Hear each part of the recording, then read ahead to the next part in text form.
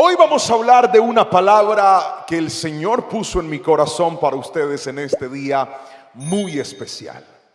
En medio del mundo en el cual vivimos, todos los seres humanos nos trazamos metas. Y el que no se traza metas, igual en algo empieza a crecer. Todos crecemos en algo, de forma intencional o de forma accidental, pero todos crecemos en algo. No solamente cumplimos más años, no solamente envejecemos, a algunos les crece el pelo, a otros se nos cae. Algunos están más flacos, otros estamos más gordos. Algunos se ponen más bonitos, otros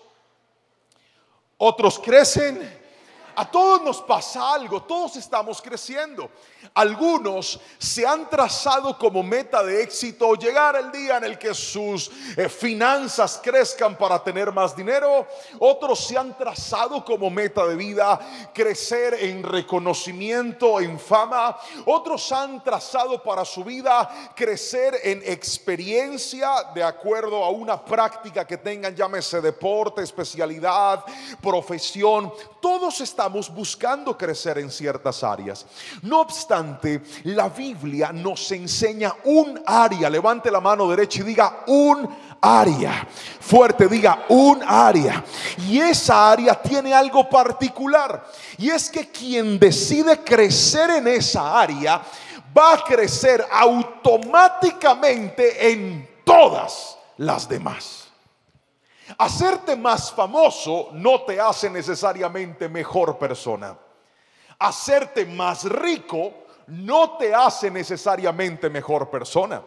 En los últimos años de mi vida me he topado con gente que tiene riquezas en abundancia, pero tienen su hogar hecho pedazos, sus hijos en las drogas, familias completamente desintegradas. Y entonces llego a una conclusión, y es que tener plata no es igual a tener vida. Pastor, pero es que se facilitan muchas cosas. Desde luego, el dinero no es malo, pero sí es malo cuando no hay una estabilidad emocional, espiritual y conductual.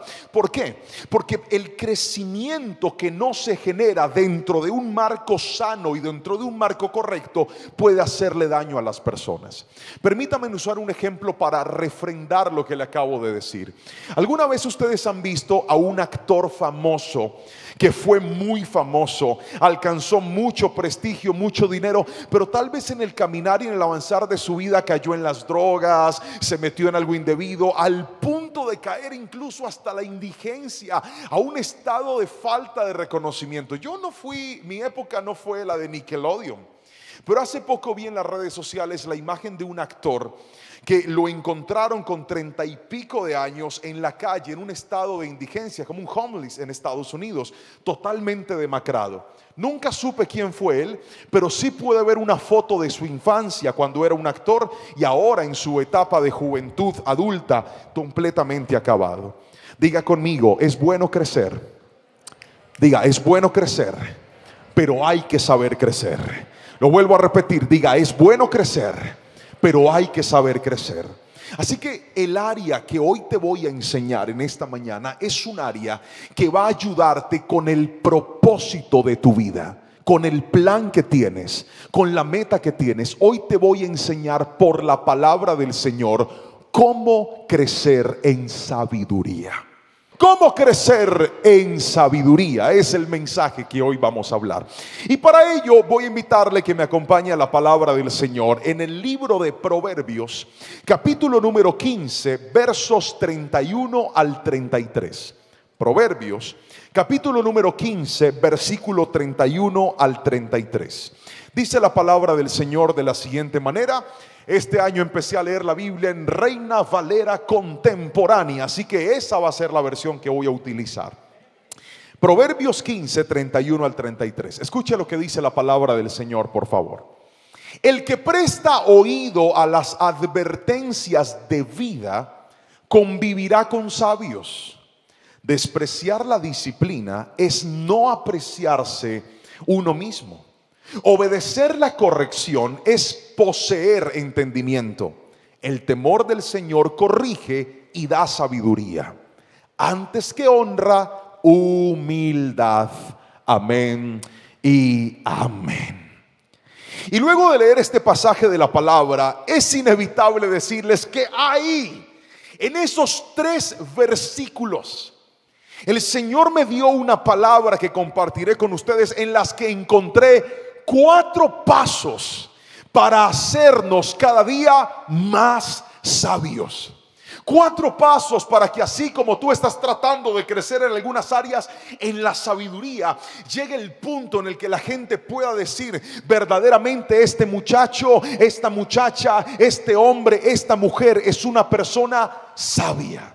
Que nadie tome un poco tu juventud, que nadie digas que es muy muchacho. Es que ¿qué me va a dar a mí? Cuando tu boca se llena de sabiduría, cuando tu mente se llena de sabiduría, Dios va a hacer que en lugares donde te habían menospreciado, las personas se sorprendan por la gracia de Dios en tu boca. Vuelvo a repetirlo, y yo no sé quién toma esa palabra, pero la vuelvo a soltar. Cuando tu boca y tu corazón se llenen de sabiduría, Dios va a engrandecer lo que hace a través de ti, no para tu gloria, sino para la gloria del Señor. Yo quiero saber si alguien aquí puede levantar sus manos y decir: Señor, dame sabiduría, sabiduría en la calle, sabiduría en mi casa, sabiduría donde vaya. Cuando te llenas de sabiduría, Dios te abrirá puertas que a otros le estaban cerradas. Dígame amén si lo cree, y alabe a Jesús con ese aplauso fuerte. Sabiduría en nuestra vida.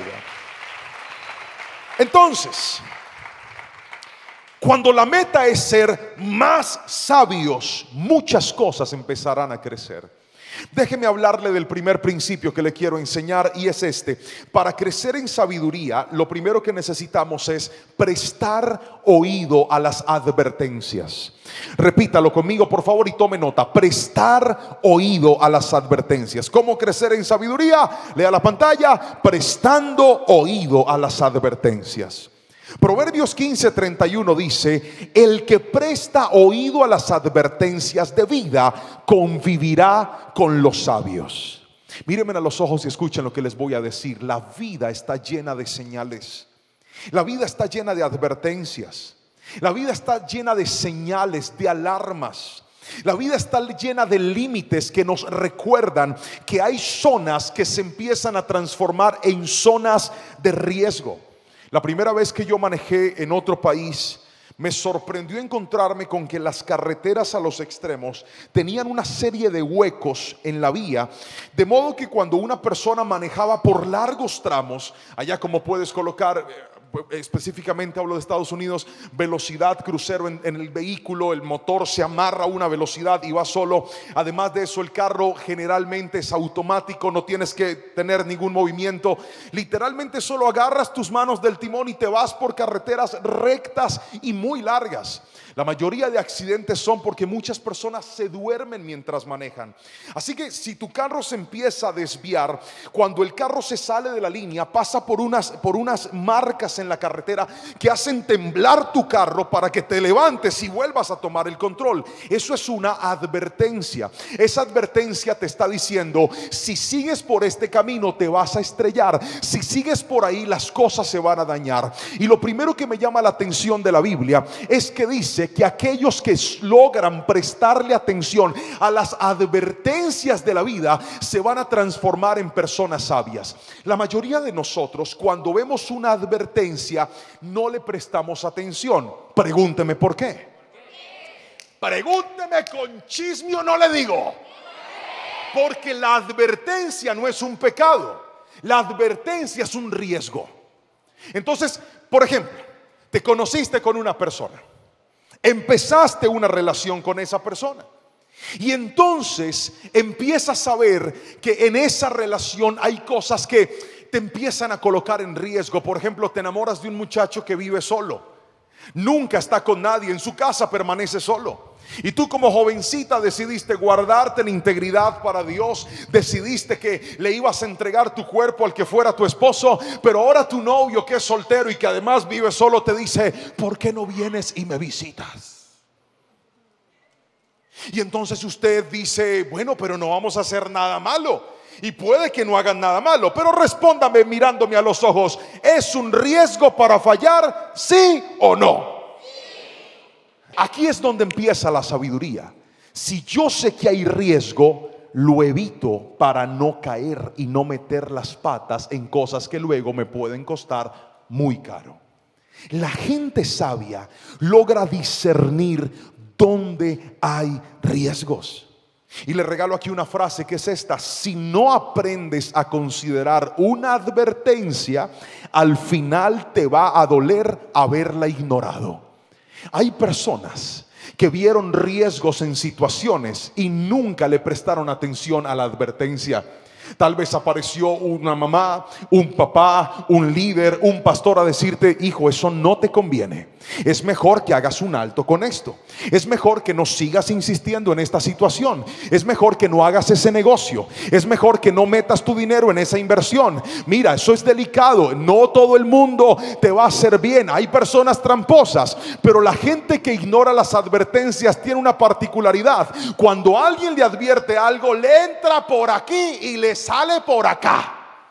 Porque el que ignora las advertencias siempre minimiza los riesgos. Dice frases como: esto no pasa nada, ¿qué va a pasar? Yo lo puedo manejar, otros lo han hecho. Y ustedes no se imaginan cuántas personas he tenido que atender en mi vida que se metieron en problemas terribles. No porque dijeron: ay, yo no sé a qué horas esto pasó. ¿Sabe a qué horas pasó? A la hora que decidieron ignorar las advertencias de la vida.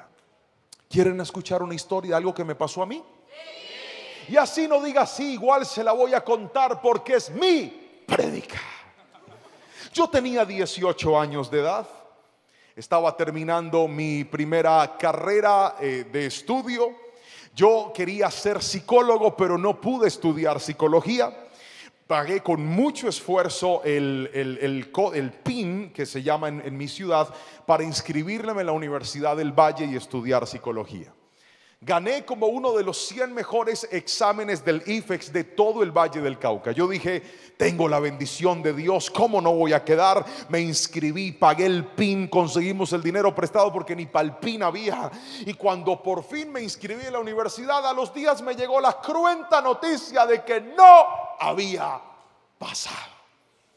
En ese momento me dio mucha tristeza porque yo le había orado a Dios por eso. Yo dije: yo voy a salir adelante si logro estudiar. Mi papá es el único que trabaja en mi casa. Él es albañil, es constructor. Y una cosa es ser constructor en ciertos países y otra cosa es ser albañil en este. Este no es un país donde se pague muy bien ese trabajo, aunque es un trabajo muy difícil. Mi papá de hecho no pudo estudiar. Mi mamá es ama de casa. Yo dije: la única para salir de pobres es que yo estudie en la universidad psicología. Como no lo pude hacer, entonces una tía de allá, de otro país, tía de mi mamá, dijo: pues yo le pago al niño un técnico para que haga otra cosa. ¿Cree usted que yo quería ser técnico? Pregúnteme si yo quería. No, yo quería ser profesional. Pero literalmente no estaba en lo que quería, estaba en lo que me alcanzaba. Porque a veces la vida es así. A veces la vida no te abre puertas en lo que quieres, sino en lo que alcanza. Y algo te quiero decir: que entres en lo que alcanza y no en lo que quieres no significa que Dios no va a hacer lo que Él planeó contigo. Que entres en una área que tal vez no era lo que tú soñabas, pero es lo que alcanzó, no significa que Dios haya abortado el plan. Tal vez entrarte ahí es parte del plan de Dios. Porque la única opción y mi plan B era estudiar técnico en comunicación social. Ya que no saben, fue ahí donde aprendí a editar videos, fue ahí donde aprendí a editar audios, fue ahí donde aprendí a manejar cámaras. Y hoy por hoy, muchos años después, es con eso que predico la palabra al mundo entero en muchos lugares. Lo que para mí era un desprecio, era una herramienta que Dios iba a usar más adelante. Porque así es Dios: cuando tienes propósito, nada es casualidad. Cuando tienes propósito, nada es un accidente. Cuando tienes propósito, las puertas que Dios te abre son para eso, y las que te cierra también. Propósito. Entonces, como había estudiado comunicación, me conseguí trabajo en un canal de televisión regional. Cabe aclarar, regional. Los canales regionales no los ve casi nadie, pero era un canal regional. Entonces yo estaba trabajando ahí.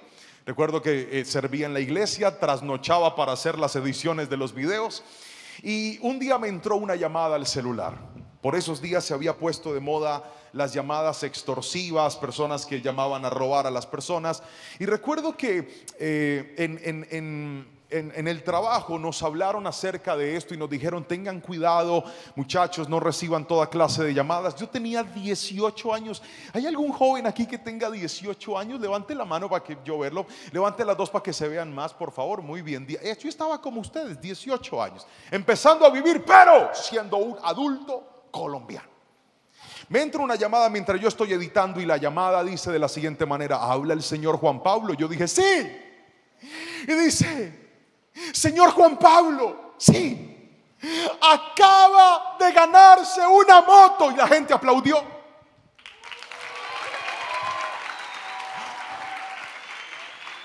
Señor Juan Pablo, estamos en vivo por la emisora, no sé qué. Y yo: ay, sí, gracias, gracias. Y me dice: solamente tiene que hacer una cosa, señor Juan Pablo. Y empieza a sonar una música al fondo.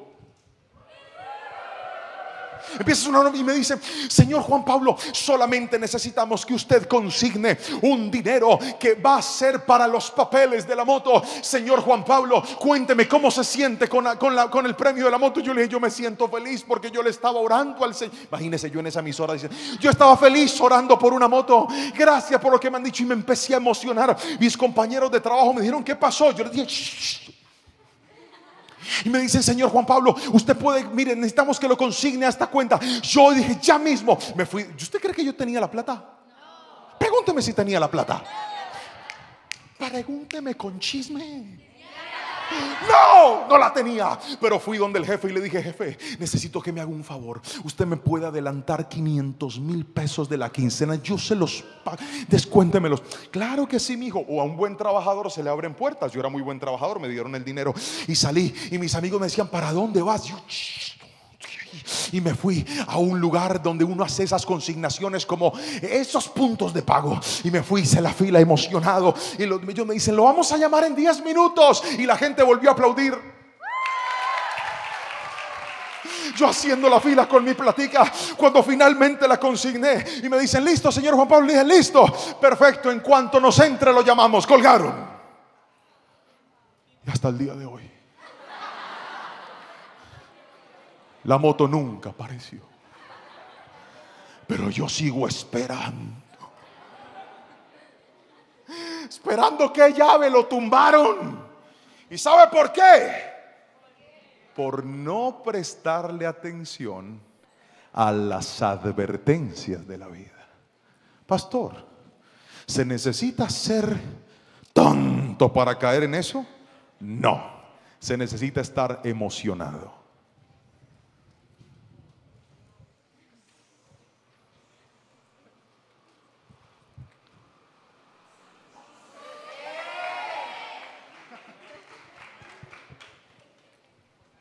Helen Fisher es una antropóloga, socióloga, experta en el comportamiento humano, y dice que las emociones tienen la posibilidad de generar, las emociones altas de alegría tienen la posibilidad de generar un estado de inflamación en el cerebro que impide que el ser humano haga un uso correcto de lo que ayer hablábamos, de la corteza prefrontal.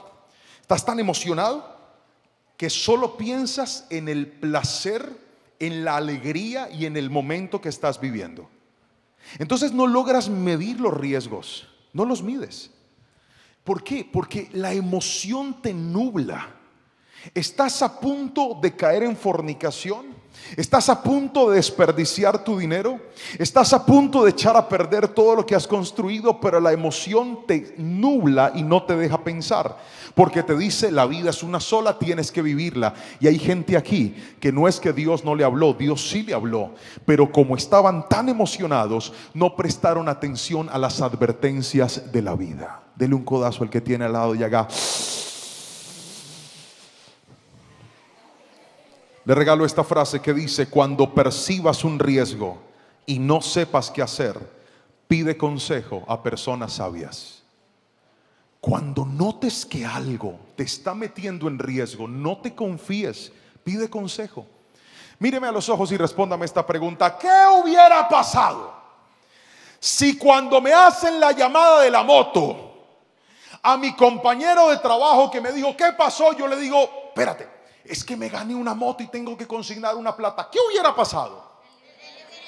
Él me hubiera dicho, no hagas eso. Pero yo, ¿por qué? No, no lo hagas. Porque el emocionado soy yo. Él no está emocionado.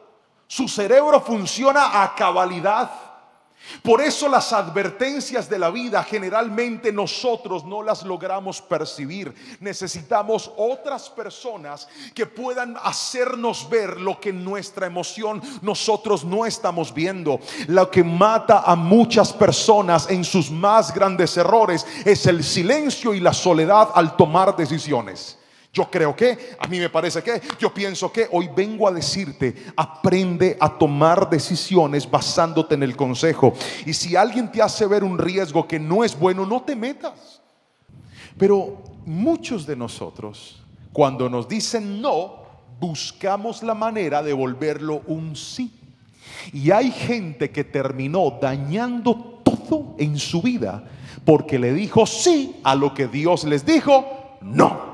Trataron de abrir puertas que el mismo Dios les había cerrado. Fueron a buscar a personas que Dios les había sacado de la vida.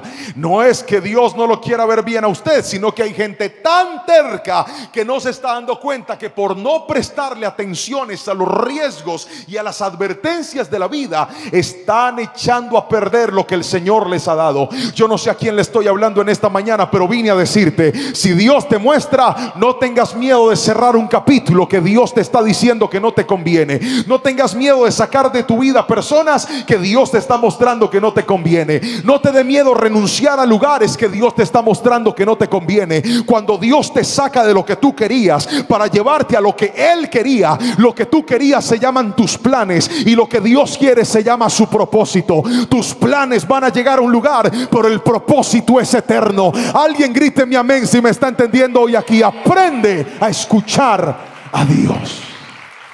Si va a aplaudir al Rey, dele con ganas, por favor. Sabiduría. Sabiduría. Vamos con el segundo principio. Obedeciendo la corrección. Tome nota, por favor. Obedeciendo la corrección. ¿Cómo crecer en sabiduría? Lo primero que le enseñé es prestando oído a las advertencias. El segundo punto que voy a tratar es obedeciendo la corrección. Permítame remontarme a la base de este mensaje, que es la palabra del Señor. Y dice Proverbios 15:32 de la siguiente manera. Póngamelo ahí. Despreciar la disciplina es no apreciarse uno mismo. Obedecer la corrección es poseer entendimiento. Ahí está. Léalo conmigo. Despreciar la disciplina es no apreciarse uno mismo. Obedecer la corrección es poseer entendimiento. La corrección, mírenme a los ojos, es un validador de obediencia, pero también es un validador de carácter. Levante la mano todo el que lo han mandado a hacer algo chévere, bonito y cómodo. ¿Me puedes ayudar con esto? Y tiene esas cualidades. Es chévere lo que me mandaron a hacer, es cómodo lo que le mandaron a hacer y es bueno. Levante la mano los que los han mandado. Que por ejemplo le dicen, hijo, le traje una hamburguesa, vaya cómasela por favor. Esa que a usted le gusta, doble carne, con tocineta, con papitas. Hay uno hablando de comida hasta ahora, Jehová me reprenda. Se la traje con Coca-Colita como a usted le gusta, mi amor. En un vaso, con hielo, el vaso suda. Y le traje postre, de ese que a usted le gusta. Ese, ¿cómo se llama esa cosa? Café, brownie con helado y salsa de aleluya. Que en el cielo haya brownie, Padre, por favor. ¿Usted cómo va y se come eso? Se lo come contento. ¿Dónde están los hermanos mexicanos? Levánteme la mano, los hermanos mexicanos. Eso. Te traje tacos al pastor con harto chile y horchata. Yo también conozco. Y bastante limón y cebolla picada para que con ese aliento mate cuanto demonio usted le hable. Usted va y se lo come contento. ¿Por qué? Porque le están mandando a hacer algo que a usted le gusta. ¿Cómo va usted a saber que alguien es obediente? ¿Cuando hace lo que le gusta o cuando hace lo que debe hacer aunque no le guste? Correcto. Por eso la corrección es un validador de obediencia. Muéstrame cómo reacciona una persona cuando lo corriges y te mostraré qué tan obediente es. Vuelvo a repetirlo. Muéstrame cómo reacciona una persona cuando tú lo corriges y te mostraré qué tan obediente es. Todos pueden decir de dientes para afuera que son obedientes, pero la verdadera obediencia se prueba cuando te mandan a hacer algo que tal vez tú no estás de acuerdo, no te parece, no te gusta, no es lo que tú quieres. Ahora, lo interesante de esto, y quiero que me prestes atención, es que la Biblia conecta la corrección con la sabiduría. Es más, dice literalmente la palabra esto: corrige al sabio y aumentará su saber. Repitan ese verso conmigo a la cuenta de 3. 1, 2, 3. Corrige al sabio. Fuerte conmigo. Corrige al sabio y... ¿Cómo que corregir al sabio? ¿No se supone que el sabio es el que se las sabe todas? No. El sabio es aquel que siempre está aprendiendo. El sabio es aquel que dice: si esto no me conviene, lo voy a cambiar. El sabio pide consejo. El hombre más sabio registrado en el Antiguo Testamento, en la Biblia, se llamaba Salomón. Y el primer libro de Reyes, en el capítulo 11 y 12, cuando habla de la degradación de él y luego la posición del reino a través de su hijo Roboam, dice que cuando Roboam llegó al reino, los consejeros de su papá le dieron consejo a él. ¿Qué? El hombre más sabio tenía consejeros. O sea que ser sabio no es alguien que levita, gravita y a nadie le pide. No, el sabio sabe aprovechar el conocimiento, la perspectiva, la óptica de las demás personas, pero también la corrección. Necesitamos ser corregidos. A veces estamos metidos en cosas que se nos mete la cabeza y por ahí es, y eso es lo que quiero. Y la corrección es la que nos permite abrir los ojos y mirar algo diferente a lo que nosotros pensábamos. El problema es que la corrección no siempre es cómoda. No obstante, vuelvo a repetírselo, la corrección valida tu obediencia y mejora tu carácter. ¿Alguien está escribiendo? Escriba, por favor. La corrección valida tu obediencia y mejora tu carácter. Yo sé que no todo el mundo sabe corregir. Sé que algunas personas corrigen con sabiduría y sé que otros no lo hacen con sabiduría. Pero nunca pierda la corrección como una oportunidad para validar tu carácter. En estos días estaba yo haciendo algo en la iglesia. Estábamos sirviendo en algo. Y dentro de todas las personas que estaban ahí, présteme atención, dentro de todas las personas que estaban ahí, había un señor que era mayor que yo, no solamente en edad, sino también en autoridad. Y de repente yo estaba cargando unas sillas para ponerlas en un lugar, y este hombre que tiene más edad y más autoridad, también estaba cargando unas sillas. Me dice con voz muy fuerte delante de muchas personas: no, ahí no pongan esas sillas.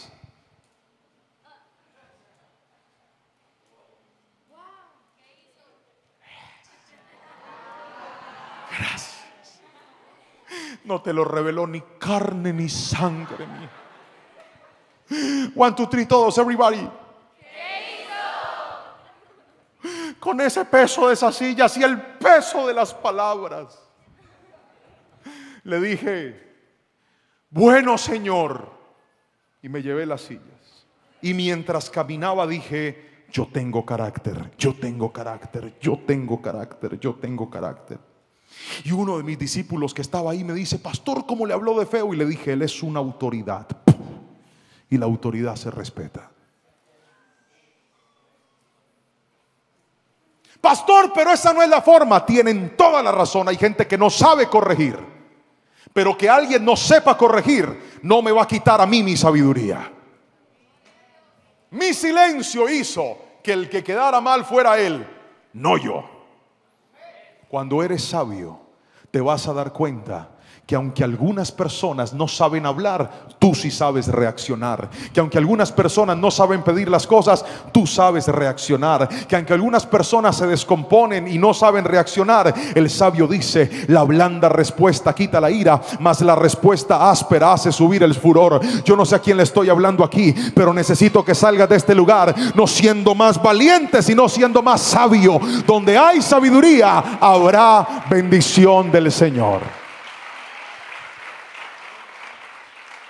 Pastor, ¿y qué pasó después? Antes de irme de la iglesia, el mismo hombre que me habló así, me abrió la puerta para yo salir por el parqueadero y me dijo, mi hijo, le dije, Señor, discúlpeme por haberle hablado así, es que estaba estresado con estas sillas y estas cosas.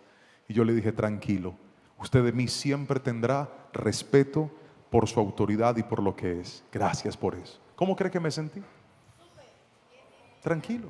Porque cuando usted no se enfrenta, sino que deja que Dios lo defienda, Dios sí sabe defender a aquellos que sueltan las armas y dicen, no es mi batalla, es la del Señor. Pero para llegar a ese nivel no necesitas tener más rabia, más fuerza, más ímpetu, más conocimiento. Tan solo necesitas ser más sabio en la vida. Ahora, déjeme mostrarle algo. Uno de los libros que leí en este año 2026 se llama 20 reglas de oro para educar hijos y alumnos. Lo escribe un psiquiatra brasileño llamado Augusto Curry. Y en su libro, el eslogan del libro es cómo crear mentes brillantes en un mundo lleno de ansiedad.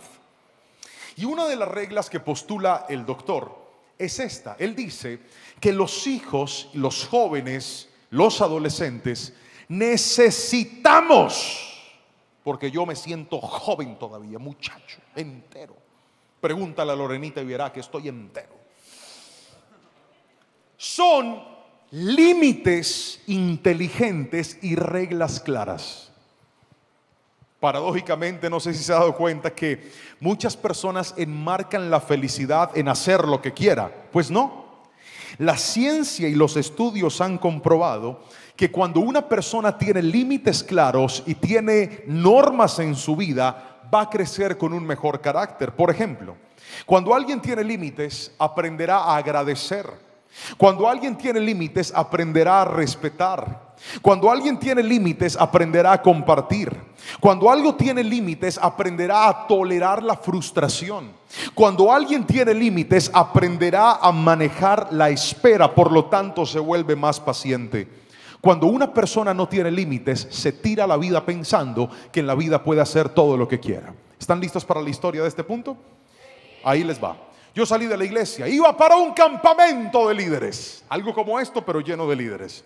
Y en mi carro me llevé a parte del equipo de alabanza, que en ese momento eran todos unos muchachos jovencitos. Íbamos en el carro saliendo de la iglesia, tomamos una vía y de repente por esa vía encuentro que hay una mamá y una niña, ambas son de la iglesia y están llorando. Mientras yo iba en el carro, vi que pasó un tipo con un cuchillo de este tamaño y corría así. Pero la Biblia dice que como tomar un perro por las orejas es meterse en pleito ajeno. Yo dije, yo no sé quién es ese ladrón, que se vaya. Sin embargo, mientras iba y veo a la hermana de la iglesia llorando con su niña, les digo, hermanas, ¿qué pasó? Y me dice, un ladrón nos robó, nos quitó el bolso y nos sacó un cuchillo. A mí me empezó a hervir la sangre. Pregúnteme qué hice. Dije, debe ser el bandido que pasó ahorita. Agarré ese carro y dije, voy por él. Y el carro hizo así. En ese momento tenía pelo, pero si hubiera sido ahora, usted se hubiera confundido con Dominic Toretto. Y yo me voy detrás de ese ladrón. Y los muchachos, todos los pelados que estaban en el carro decían, uy pastor, aleluya, que el Señor nos permita chocarlo. Yo amén. Y yo iba detrás de eso. Íbamos ahí persiguiendo al ladrón y nos metimos por un poco de vías. Cuando de repente lo encuentro de frente, él venía así, estaba agitado de correr. Y cuando yo lo veo, aceleré y le tiré el carro. El tipo hace esto y le pegué en una pierna y dice, ¿por qué me chocas? Y yo le dije, por ladrón, le sacaste un cuchillo a una niña. Y el tipo empieza a correr así cojo, y a que no sabe yo qué. Volteé el carro y me fui detrás de él. Y los del carro eran emocionados. Uy, pastor, bendito Dios que nos dejó alcanzarlo. Yo dije amén. Y íbamos en el carro detrás del ladrón. De repente él se mete por una vía y yo iba detrás de él. La gente pitaba y decía que por qué le tiraste el carro. Y le dije, porque le sacó un cuchillo a una niña. Y la gente de las tiendas que estaban ahí decían, vamos por él. Y ahora ya tenía un equipo de persecución. Íbamos detrás del ladrón y dale. El ladrón toma el bolso y lo tira y dice ya. Luego tira el cuchillo y dice ya, déjenme ahí. De repente ahí él va pasando por una estación de policía y yo le pito al policía. El policía saca un palo que tiene aquí. ¿Cómo se llama esa cosa? Saca un bolillo. Y cuando el ladrón va, lo voltea y ven para acá, hijo. ¿Quién te mandó a hacerte adelante? Corre desesperado. Corre. Usted está soltero. Con razón. Coge con el bolillo y el policía corre. Y él se cae al piso. Los muchachos gritan, aleluya, pastor. Yo me bajo del carro. El policía me dice, ¿qué pasó? Le dije, es un ladrón. El ladrón se está parando. Y cuando yo me bajo del carro, me le voy con esta mano que Dios me dio, con esta. Le hago así, ladrón, ¡pa! Y él cae al piso otra vez. Y me dice, ¿por qué me pegás? así no. Él lo gritó con desesperación. ¿Por qué me pegás? ¿Por qué? Otra vez. ¿Por qué me pegás? ¿Por qué me pegas? ¿Por qué? ¿Por qué me pegás? Y yo le dije, por ladrón. El policía lo levantó y se lo llevó. Todo el mundo estaba viendo, los muchachos en el carro. Siéntate. Los muchachos, no, pero no tan lejos, ahí que te necesito. No he acabado. Siéntate. Los muchachos en el carro decían, pastor, ¿ahora qué sigue? Les digo, ustedes tranquilos, yo lo arreglo. Y me voy para allá así.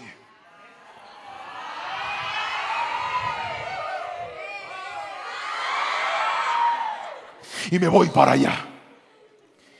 Y entonces le digo, ¿por qué le sacaste un cuchillo a las niñas? Vos sos un poco hombre.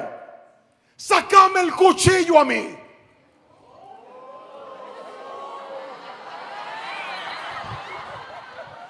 ¿No ve que ya tenía la policía cerca? Ya podía amenazarlo. Y le digo, ¿sabes por qué estás así? Vos estás así porque no le temes a Dios. Porque te faltó un papá que te colocara límites. Porque te faltó una mamá que te enseñara en la vida. Porque te faltó una autoridad que te enseñara. Y como no te enseñaron a trabajar, entonces crees que la vida se gana quitándole la vida a otros. Vos sos un poco hombre. Y empieza y me dice, yo nunca tuve papá.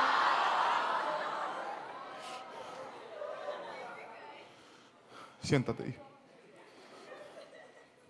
Pon cara de que estás llorando. Tranquilos, no se están perdiendo de mucho. Ven para acá que te quieren ver, papi. Ven para acá. Siéntate aquí. ¿Tienes novia? ¿Estás soltero? ¿Tienes novia? Ni se ilusionen, chicas. Nada que hacer. Perdóname, mija, tú disculparás. No sé quién lo mandó a sentarse adelante. Pon cara de que estás llorando. Cuando yo veo eso, pasé de ser un ciudadano en posición de defensa, me transformé en pastor. Y le dije, tranquilo, mijo, tranquilo. Y él lloraba. Tranquilo, mijo, no te preocupes. Yo sé que te faltó tu papá y por eso haces lo que haces.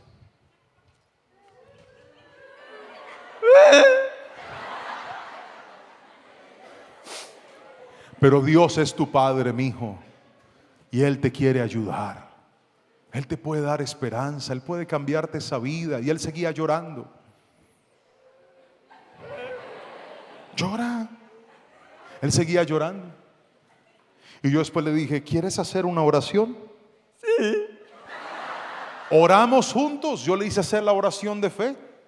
Y al final, cuando todo se acabó, me despedí de él. Y el policía me dijo, usted tan bonito que habla. ¿Usted a qué se dedica? Yo le dije, yo soy pastor, pero no le diga a nadie.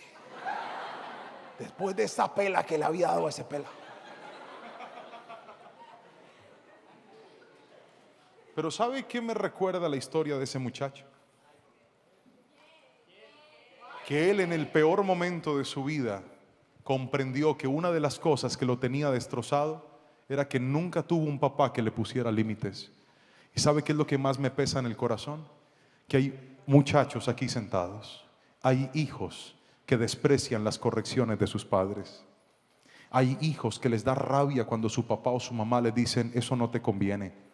Hay hijos que les molesta cuando sus padres, con amor, los seres humanos que más te quieren ver bien, que más te quieren ayudar en la vida, se te atraviesan y te dicen, hijo, esto no te conviene, hija, párale con eso, hijo, es mejor que dejes eso de un lado. Pero muchos de nosotros tenemos el corazón tan duro que no nos estamos dando cuenta que la corrección que estamos despreciando es un regalo divino para poner los límites y ayudarnos a ser mejores personas. Yo no sé si aquí hay al menos un joven, una jovencita que pueda decir, voy a respetar, voy a amar y voy a agradecer la corrección de mis padres. No espere que sea tarde, no espere que llegue el momento en el que cuando usted tome su celular para llamar a su mamá, nunca le conteste porque ya murió y ya no está a su lado. No espere que llegue el momento de que le falte su papá para decir, ¿por qué nunca respeté a este hombre que sí, no tenía el mismo conocimiento mío, no tenía el mismo nivel en el que ahora estoy, pero es mi autoridad, es mi papá, es mi mamá? La Biblia dice, honra a tu padre y a tu madre para que te vaya bien y tus días sean largos en esta tierra que el Señor tu Dios te da. Valora la corrección. Yo sé que no es fácil, a veces nos da rabia, pero recuerda, la corrección no solamente mide tu obediencia, también mide tu carácter. Y si no te hace muy bien, por lo menos di, esto me va a ayudar a tener carácter. Guardaré silencio y acataré la instrucción que mis autoridades me están dando. Las advertencias vienen de la vida, la corrección viene de las autoridades. Lo vuelvo a repetir. Las advertencias te las da la vida, la corrección te las dan tus autoridades. Gracias, hijo, puedes sentarte en paz. Gracias por no peluquearte tan bajito. Vuelvo a repetirlo, las advertencias te las da la vida, la corrección te la dan tus autoridades. Muéstrame cómo reaccionas cuando te corrige tu autoridad. Muéstrame cómo reaccionas cuando te corrigen tus profesores, cuando te corrigen tus directores, cuando te corrigen las personas que Dios ha puesto sobre ti, cuando te corrigen tus líderes, cuando te corrigen tus pastores. Muéstrame cómo reaccionas y te voy a decir a dónde Dios te va a poner y a dónde Dios te va a llevar. La gente sabia ama la corrección. Cuando algo no te guste y te moleste, hazte tu propia terapia y ve y dile a la persona que te corrigió, gracias, porque aunque esto me cuesta aceptarlo, yo sé que me estás corrigiendo para mi bienestar, para que yo crezca y para que me ayude, así que gracias. Y te vas a dar cuenta que el que se entrena en corrección terminará siendo sabio. Mira lo que dice la palabra, vuélvame a colocar el versículo. Despreciar la disciplina es no apreciarse a uno mismo. Obedecer la corrección es poseer entendimiento. Ahora, mire este verso que le traje. Proverbios 15:15 dice: el necio desprecia la corrección de su padre, el que la acata alcanza la prudencia. Necesito que todo el mundo lea ese verso fuerte a la cuenta de 3. 1, 2, 3.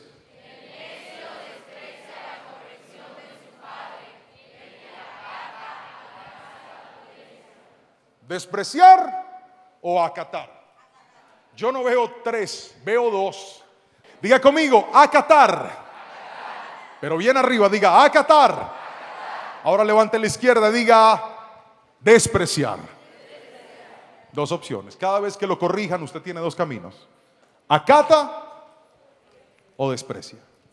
Lo que dice la Biblia es que el que acata se vuelve prudente, el que desprecia pierde la sabiduría. Permítame continuar, vamos con el tercer, le debo regalar una frase en este momento. Y dice así: hay correcciones que incomodan nuestros planes, pero acomodan nuestro propósito. Otra vez, hay correcciones que incomodan nuestros planes, pero acomodan nuestro propósito. La corrección no siempre te hace sentir bien.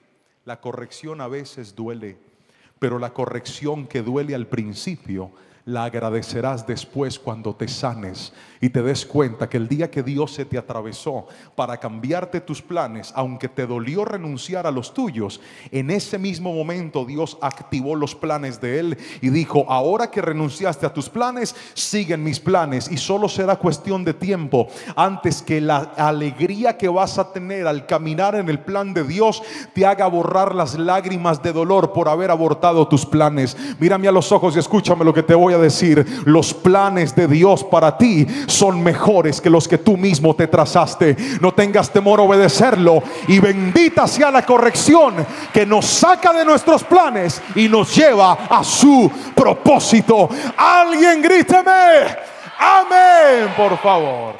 Si va a aplaudir al Rey, hágale con fuerza, que la gloria es de Él que nos habla en este momento.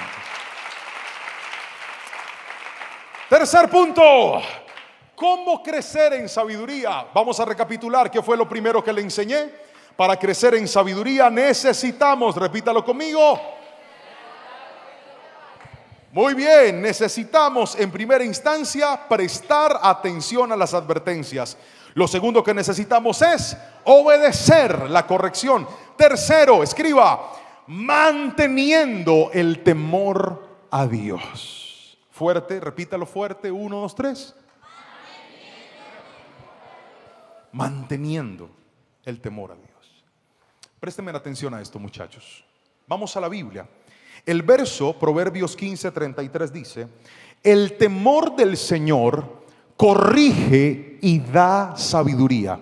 Lean fuerte la pantalla, vamos, 1, 2, 3. Corrige y da sabiduría. ¿Qué es el temor a Dios? Los que están tomando nota, escriban por favor. El temor a Dios es un filtro moral y es un filtro espiritual que nos mantiene puros cuando estamos solos, pero también cuando estamos acompañados. El temor a Dios es esa conciencia de respeto y obediencia a Dios que lo ve todo. Ahí va a aparecer en la pantalla. El temor a Dios es la conciencia de respeto y obediencia a Dios que lo ve todo. Cuando una persona tiene temor a Dios, se comporta de manera correcta, lo vean las personas o no lo vean las personas. ¿Por qué? Porque el temor a Dios te hace consciente que Dios lo está viendo todo. Entonces, cuando estás solo y de repente te dan ganas de hacer algo indebido, de escribir algo indebido, de buscar algo indebido, tú te detienes porque dices: Señor, yo no te voy a fallar porque tú me estás viendo. Cuando hay una oportunidad de robar, cuando hay una oportunidad de estafar, cuando hay una oportunidad de firmar un documento para hacer algo ilegal, tú te abstienes de hacerlo. ¿Por qué? Porque el temor a Dios te dice: hey, ese pecado que tú crees que está escondido, Dios lo está viendo. Entonces no lo hago para quedar bien con la gente, vivo para quedar bien con Dios. Las personas que le tienen temor a las consecuencias del pecado generalmente se guardan para que el pecado no les quite nada. Pero el que tiene temor a Dios dice: a mí no me importa si me ven, si me aplauden, si me reconocen o no me reconocen. Yo tomé la decisión de caminar en una vida que agrade a Dios porque quiero la sonrisa de Dios, aunque eso implique el desprecio de las personas. Cuando el temor de Dios vive en tu vida, el temor a Dios te va a conducir por el camino de la sabiduría. Escucha esto. Proverbios 14:27 dice: el temor del Señor es fuente de vida y nos hace vivir tranquilos y libres de temores. Esto impacta mi corazón de manera muy especial, porque cuando una persona tiene temor de Dios en su vida, no anda asustado mirando a qué horas me van a descubrir, a qué horas se me va a destapar este guardado, a qué horas van a ver algo indebido. No, tú estás tranquilo, no tienes temor de nada. A mí se me acaba el celular en la casa muchas veces. Pregúnteme si eso me asusta. Pregúnteme con chisme. No. Mi esposa a veces me agarra el celular que para buscar algo o buscar fotos y cosas. Pregúnteme si eso me asusta. No. Mi esposa tiene mis contraseñas, tiene mis claves, tiene acceso a todo lo que yo tengo. Pregúnteme si eso me asusta. No me asusta. Porque el que nada debe, nada teme. El que mucho debe, algo teme. La pregunta es, tu vida financiera, moral, sexual, personal, relacional, de educación, tus proyectos, ¿hay algo que si saldría a la luz te podría avergonzar? No me respondas, solo piensa. Hay algo que si se logra descubrir, que tú has tenido guardado y guardado y guardado, y yo no quiero que esto lo descubran, y caíste en la trampa del diablo que te dice, usted tranquilo papito que yo le guardo. Mire, el diablo, le voy a enseñar algo que yo he aprendido. El diablo no le carga afán a nada. Él puede esperar meses, días o incluso años para destapar ollas podridas justo cuando más daño puede hacer. ¿Y sabe cuál es el problema de muchos? Que aprendieron a convivir con el pecado escondido. Y hoy vengo a decirte, eso no es sabiduría, eso es hipocresía. Vivir con un pecado escondido, sabiendo que es algo indebido, sabiendo que es algo que no está bien, es una bomba de tiempo que está ahí latente y en cualquier momento puede explotar. ¿Usted cree que eso es tranquilidad? Hay personas que no tienen paz, trabajan en empresas y no quieren salir a vacaciones solamente para que no hagan y busquen en los computadores todos los archivos corruptos y torcidos que tienen. Eso no es integridad, eso es hipocresía. Hay personas que tienen temor de que sus redes sociales se expongan y salga a la luz de las fotos y los videos que en sexting mandaste estando desnuda. Jamás olvidaré un caso que tuve que tratar hace mucho tiempo de una niña al borde del suicidio. Se quería morir porque se dejó enredar de un muchacho. Y enredar y enredar. Y ustedes y yo sabemos que por esas redes sociales uno puede decir de todo, pensando que nunca va a salir a la luz. Recuerdo las bellas palabras que una autoridad un día me regaló y me dijo: todo lo que se sube a internet nunca baja, nunca se borra completamente, siempre quedará una marca ahí registrada. Tu sexualidad, tu intimidad, tus partes íntimas, no se las compartas al mundo, a nadie. Eso es tuyo, es sagrado.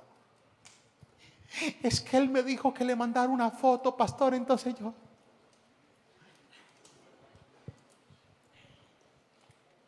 Quien de verdad te ama, te respeta. Quien de verdad te ama, te espera. Quien de verdad te ama, no te corrompe. Quien de verdad te ama, te da tu lugar. Mira el caso de esta jovencita. El muchacho empezó a enamorarla y ella cayó, fue presa fácil. Y fue presa fácil porque tenía la autoestima por el piso, ella no se sentía bonita. Y él empezó a tratar de seducirla, de enamorarla. Lo logró. Y después, cuando le empezó a pedir videos y fotos de sexting, practicando ejercicios de masturbación ella misma y mandándoselos, él le pedía más y ella más le entregaba. Y cuando tenía buen material, aquel muchacho lo publicó todo en una página del colegio. Él no quería el amor de ella, era un reto para enamorar a la más fea del salón y poder avergonzarla delante de todo el mundo. Ahora la niña se quería suicidar. ¿Por qué? Porque ella entregó todo por amor y el otro le prometió todo por burlarse de ella. Es que un verdadero hombre no te va a avergonzar, un verdadero hombre te va a respetar. Gracias por ese amén de las mujeres que están aquí.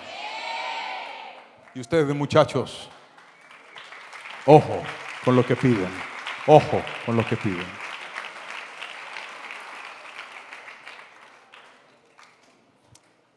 ¿Qué nos puede ayudar a nosotros a frenar ciertas conductas? Cuando nadie nos ve, cuando nadie sabe, levante la mano derecha y diga: el temor a Dios. Fuerte, diga: el temor a Dios. Cuando una persona pierde el temor a Dios, de hecho les traje una ecuación que nunca falla. Primero se pierde el temor a Dios y después se pierden todas las cosas que pensamos que nadie nos quitaría. Pastor, es que yo estoy enamorado de este muchacho. Usted puede amar a quien quiera, Pero si usted pierde el temor a Dios en esa relación, será cuestión de tiempo antes de que esa relación se le dañe. Pastor, ya sé, para no fornicar nos vamos a casar. Usted no se imagina cómo yo he visto rompimiento de matrimonios que se casaron, dice que para no fornicar. Uno no se casa para no fornicar, uno se casa para compartir la vida, uno se casa para hacer un proyecto de vida con alguien. Y si lo único que te está motivando a ti es el sexo, por el sexo te divorcias. Gracias por ese amén flojo. Temor a Dios. Mantén el temor a Dios y el Señor va a proteger lo que tienes. Mantén el temor a Dios en ese noviazgo, y si es voluntad de Dios vas a tener un bello matrimonio. Mantén el temor de Dios en ese emprendimiento que tienes, y si es voluntad de Dios, Dios te va a dar una gran empresa. Mantén el temor a Dios en tu ministerio, y si es voluntad de Dios, Dios te va a dar un gran ministerio. Mantén el temor de Dios en tu carrera como deportista, y si es la voluntad de Dios, Dios te va a poner bien arriba como deportista. Mantén el temor a Dios como profesional, y si es la voluntad de Dios, Él te va a poner en alto en la carrera y el proyecto que tienes. Aquí la clave no es tener más cosas, es tener más temor a Dios. Yo estoy convencido que este mensaje no es popular, pero no vine a venderte lo que tú querías, vine a decirte lo que la palabra del Señor enseña. Proverbios 14:27 dice: el temor del Señor es fuente de vida y nos hace vivir tranquilos y libres de temores. Pero déjeme leerle un versículo más y con esto me voy al último punto de esta palabra, porque he llegado al final de la predicación. Léalo conmigo fuerte, ¿están listos? Vamos, 1, 2 y 3. El temor, el Señor recompensa a los que le temen con riquezas, honra y vida si son humildes. Úpale. Esto es lo que el mundo te ofrece: riquezas, fama, vida. Pero qué interesante que Dios también lo ofrece. ¿Y sabes cómo lo ofrece? Se lo ofrece a todos aquellos que tienen temor a Él. Lea conmigo la Biblia fuerte, por favor. Va a levantar la mano derecha y después de leer este versículo, alguien va a gritar algo con la palabra, porque yo le quiero decir, aquí podemos llenar este escenario de predicadores, pero ninguno se compara al poder de la palabra del Señor. Cielo y tierra pasará, pero su palabra nunca pasará. ¿Están listos? Mano arriba, conmigo fuerte. 1, 2 y 3. El Señor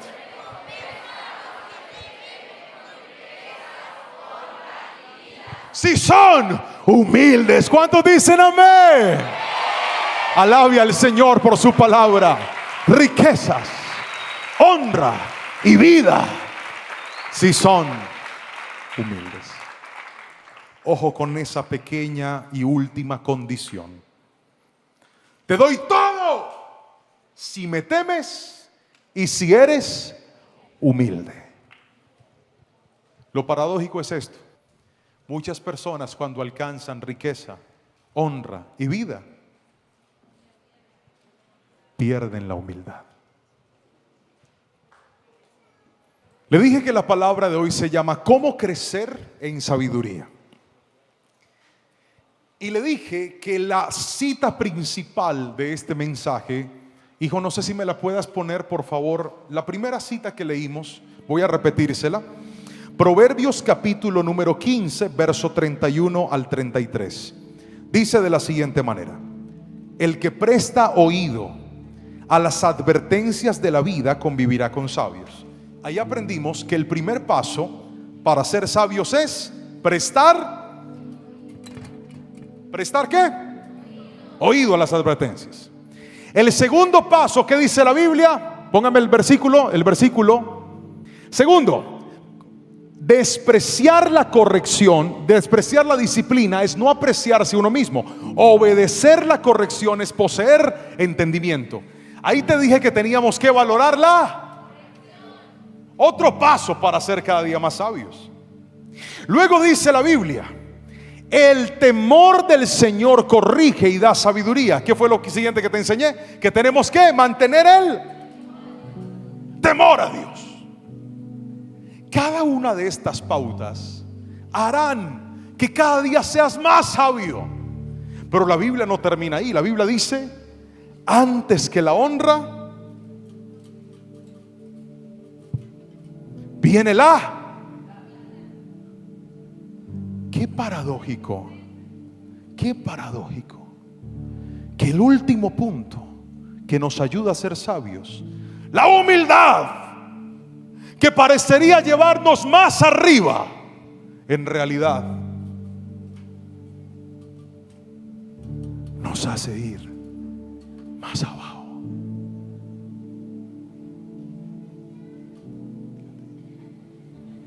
Estatua.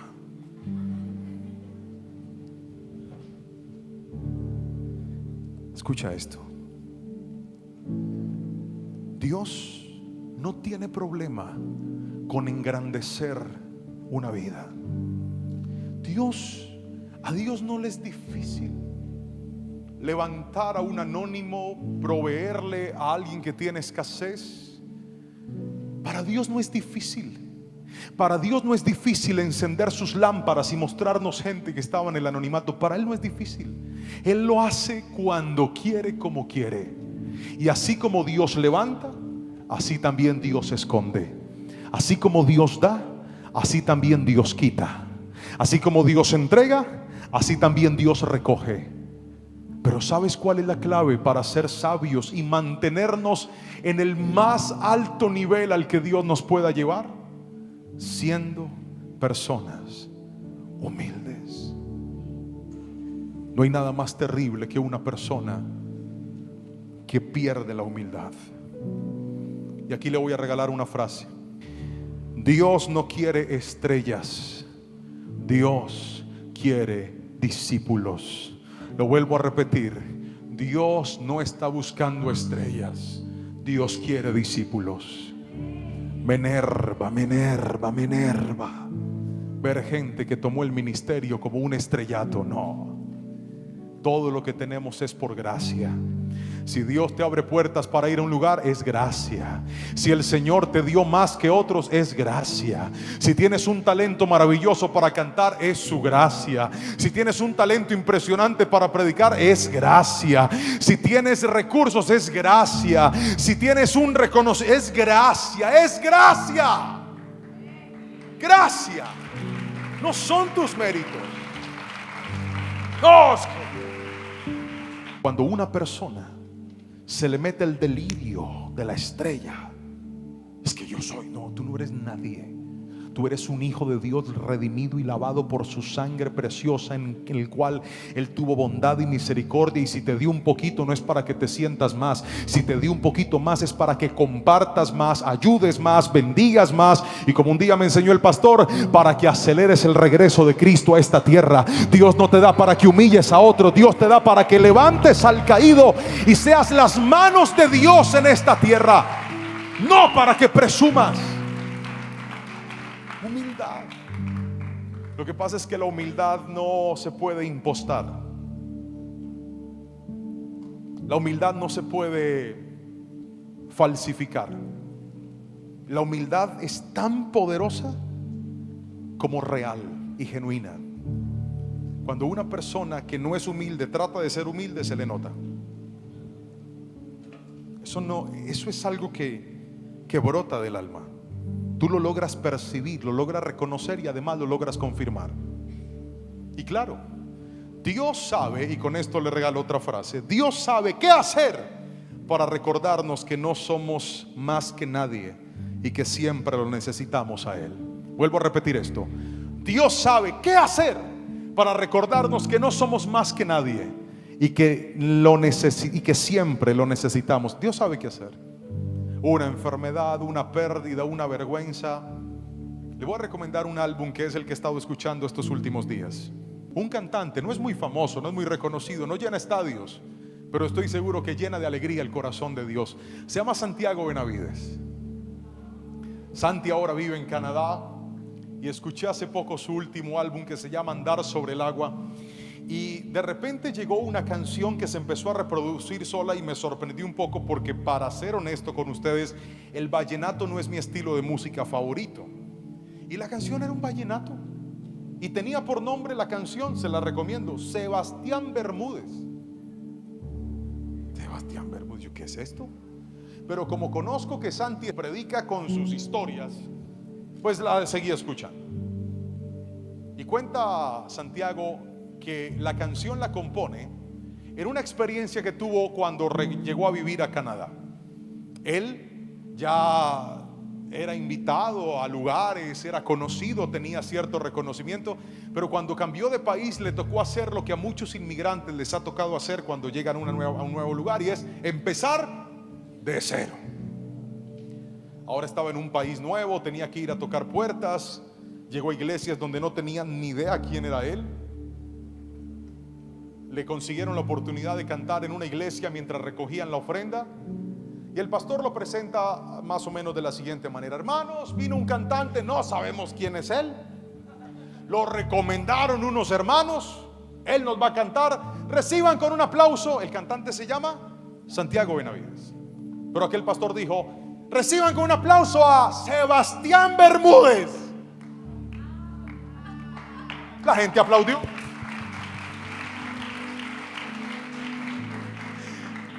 Lo que no le aplaudió fue el ego. Yo me llamo Santiago, ¿cómo que Sebastián? Y de eso se trata la canción. Es muy cómica, hace reír, buenísima. No. Pero entre todas las cosas que la canción menciona es que Sebastián Bermúdez, Santiago lo necesitaba, porque cada vez que lo escucha, su ego se lo pisan y le recuerdan que nuestra grandeza no está en nuestro nombre, en nuestro reconocimiento. Desde aquel entonces cuando me dicen Juan Carlos Lerman, desde aquel entonces cuando me dicen Juan Pablo Lerma, cuando me cambian el nombre me dicen Juan David. ¿Ustedes han escuchado la historia de una muchacha que me dijo Juan David, yo por eso le terminé? ¿No la han escuchado? Ni la van a escuchar porque ya acabé la prédica. Pero lo que les quiero decir es que Dios tiene sentido del humor y Él sabe qué hacer para bajarnos los humos y los egos y decir: ¿que usted quién es? Señor, ¿que usted quién es? ¿Que usted quién es? Usted es mi hijo y le doy si quiero y le quito también, porque la humildad, escuche bien, vale más que cualquier riqueza y cualquier posesión en la vida. La Biblia está llena de casos. Por ejemplo, reyes que llegaron a crecer, pero la humildad los dañó. Saúl, tremendo hombre de Dios, hasta que perdió la humildad y ahora quería hacer lo que hacían los sacerdotes.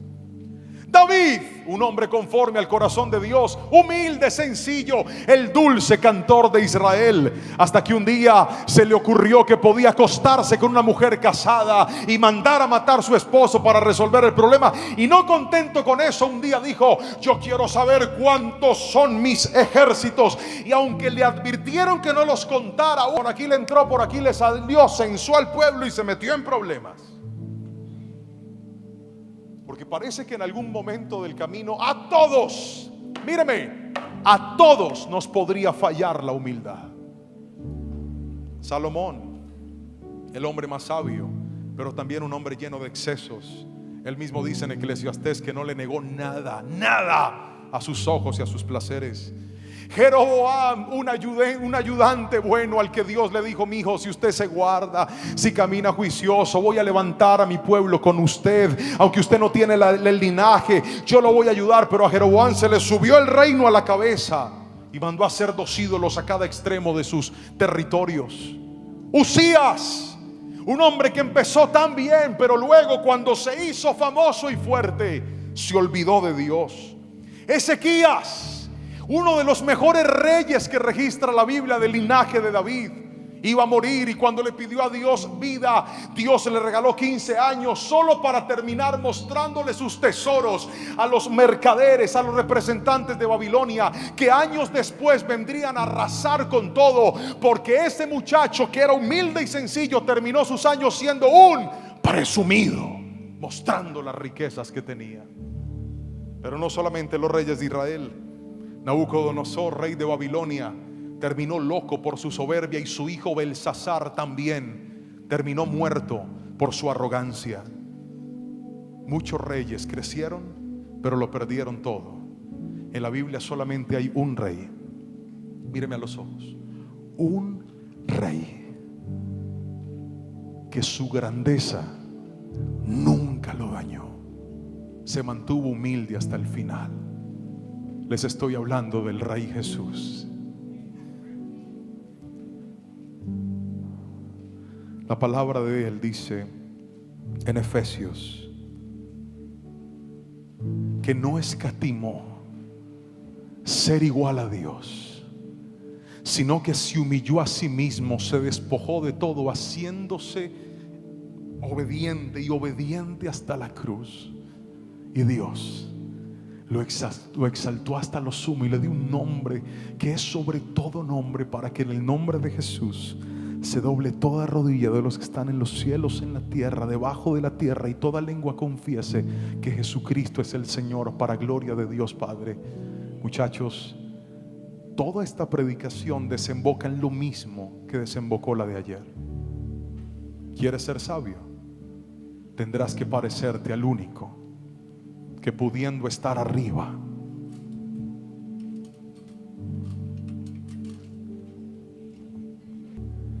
el único que podía estar aquí, decidió estar acá entre nosotros, para enseñarnos que el que se humilla, Dios lo exalta, y el que se exalta, Dios lo humilla.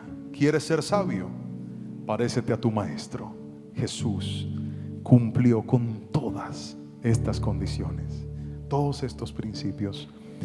Y quiero que aliste su celular y le tome foto a la última imagen de esta presentación. Quiero que la guarde en su corazón, y cuando tenga señal la comparta, se la muestra a todo el mundo y le diga: esto fue lo que Dios me enseñó en la mañana, en la segunda conferencia de mi campamento. Vamos, última frase que dice así: el día que ser más sabios se transforme en nuestra principal meta, aprenderemos a vivir con propósito y mejores resultados. Satanás sigue arruinando la tierra con gente necia, pero Dios está buscando personas sabias que entienden que la mayor riqueza de la vida es ser como Jesús. ¿Hay alguien aquí que anhele eso para su vida? Dígame un amén bien fuerte, por favor. Ser como Jesús. Ponte de pie, por favor. Levántate de tu asiento, levántate, ponte de pie. Ponte de pie. Y quiero que ahí donde estás, levantes tus manitos bien en alto. Pon tus manos bien arriba. Y le vas a decir conmigo al Señor en oración. Abre tus labios y dile: Señor, ayúdame a ser una persona más sabia. Vamos. Quiero que levantes tus manos y le digas: Señor, enséñame a ser alguien sabio. Guarda mi corazón de la soberbia, de la arrogancia, de la altivez, de despreciar el consejo, de no entender, bendito Dios, que tú tienes cosas mejores para aquellos que aprenden a caminar en obediencia, en los propósitos y en los planes tuyos. Hoy te agradecemos por habernos hablado a través de tu palabra, y te rogamos que nada ni nadie arrebate los principios que hoy de tu parte hemos recibido. Levanta tus manitos, quiero escuchar tu voz. Quiero escuchar la voz de una juventud que ora en este momento. Quiero escuchar la voz de una generación de personas que claman y dicen: esto que hoy he aprendido es lo que mi alma necesita para caminar en propósito, para enderezar mi vida, para corregir mis pasos. Quiero ser como Jesús. Señor, guárdanos de la altivez, de la soberbia, de la arrogancia, que siempre haya en nosotros ese espíritu sabio, noble, que nos sustente. Espíritu de Dios, te bendigo, te alabo por estar entre nosotros, y que este momento, este instante y este día no olvidemos que cuanto más nos des, cuanto más nos parezcamos a ti, mejor viviremos esta vida. Perdónanos, Señor, por a veces ignorar las advertencias. Perdónanos por despreciar la corrección. Perdónanos por nuestra falta de temor a ti.